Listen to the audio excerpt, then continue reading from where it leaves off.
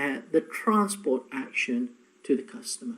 For the transport, we'll look at items such as shipment creation and shipment consolidation, shipment tender, EDI tendering, shipment status updates, and post-goods issue by shipments.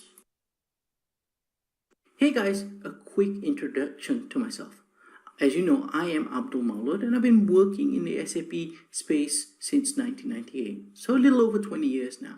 And in that time, I've had the opportunity to work with both end clients and consultancies on various SAP projects, and it could have been from rollouts to business transformation and primarily around the supply chain side, namely logistics, distribution, and transportation. I've also have worked for a diverse number of companies in various industries. So I've worked for FMCGs, engineering, and pharmaceutical companies. I've had multiple roles from SAP support, being an SAP consultant, being team leads, SAP leads, and SAP solution architects. So enough about me. Let's have a look at what's in the course.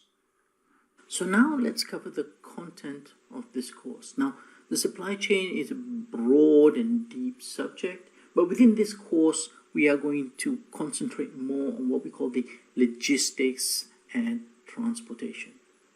So what we're going to do is look at all of these end-to-end processes. And for this, we're going to, first of all, cover what we call the core concept and business processes.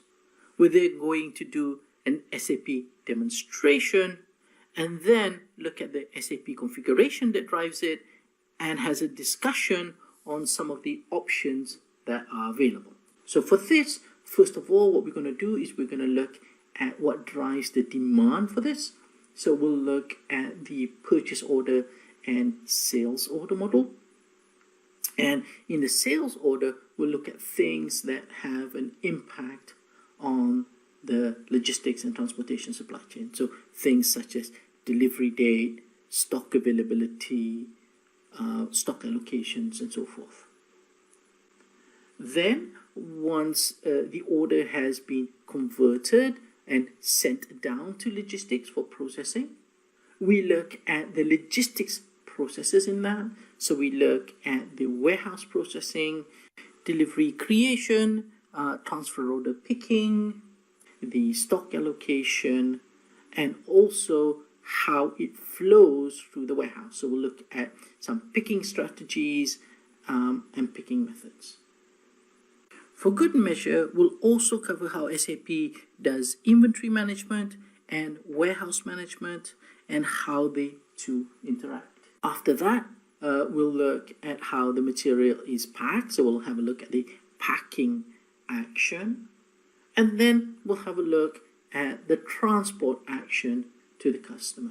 For the transport, we'll look at items such as shipment creation and shipment consolidation, shipment tender, EDI tendering, shipment status updates, and post-goods issue by shipments.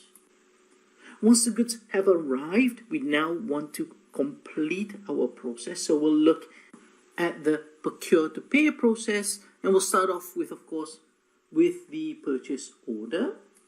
Then we'll move to inbound side, so how the goods come into the customer. We'll also look at how we can do transports for the inbound order and have some synergy around that.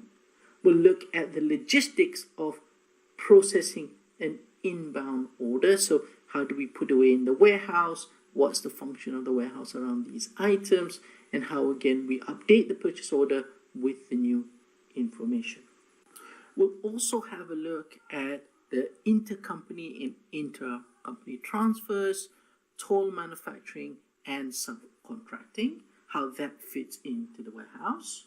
We'll also cover some miscellaneous topics such as cross-docking, key performance indicators, and how to apply machine learning to the supply chain logistics.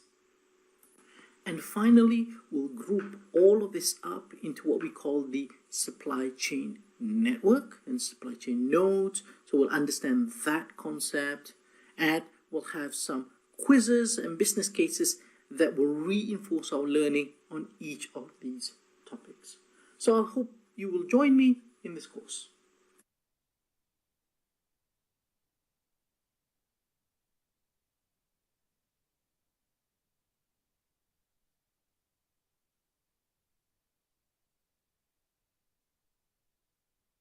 So what I want to do now is go over the concept of how best to use this course. And this course uses the explain, show, and practice method, in which we explain a particular concept, we show you how that works in the system, so in SAP, and finally we have some business cases to help you start thinking on how to use what you have learned.